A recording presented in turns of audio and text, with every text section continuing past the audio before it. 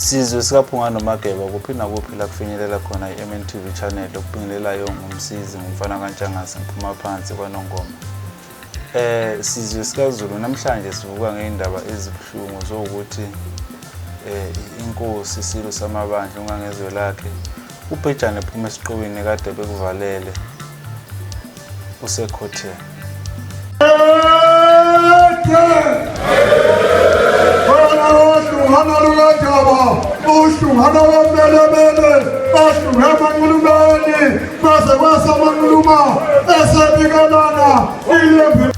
Zibuhlungu kakhulu lezi ndaba esizweni sonke samaZulu.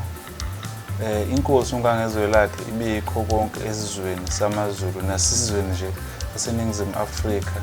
Njengoba ubona izwe limuncu namhlanje emva kokuthola ukuthi uNgangezwe umuntu omkhulu usuwile. Asazi ukuthi singathini kodwa nje siyi-MNTV channel ngithe asivele sizokwazi ukudlulisa amazwi enduduzo kwi-South Africa yonke, ubona bonke abantu bakwaZulu kusona sonke isizwe saseningizimu Afrika nje sithi dudu sonke sisemanzini siqemeke engeqokantwala. Asazi nanokuthi sizothini ngokushiwa kabuhlungu ubaba wethu sonke uNgangezwe Lakhe. Esizweni samaNazaretha silimele kakhulu.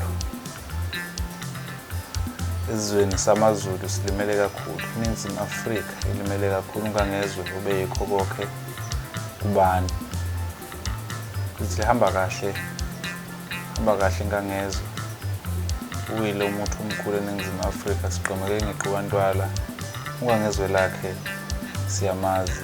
uNgangezwe Lakhe umuntu wabantu. Hamba kahle mageba. Hamba kahle ndlondle nophaphekhaya. Sibuhlungu sidabuke ngaphakathi. Ufike usikhonzele kobaba mkhulu.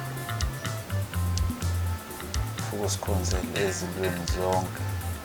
Ungasikhohlwa ubishini oshiye ngaphansi kwalo njengoba iSouth Africa ingaphansi kwesimo la abantu bewakhona uginqiginqi njengey'ntuthwane ngenxa yezono zethu.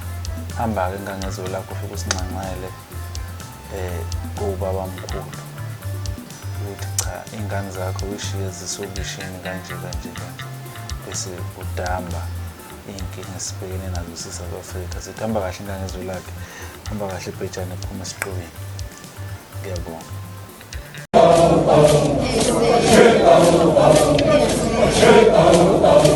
Suka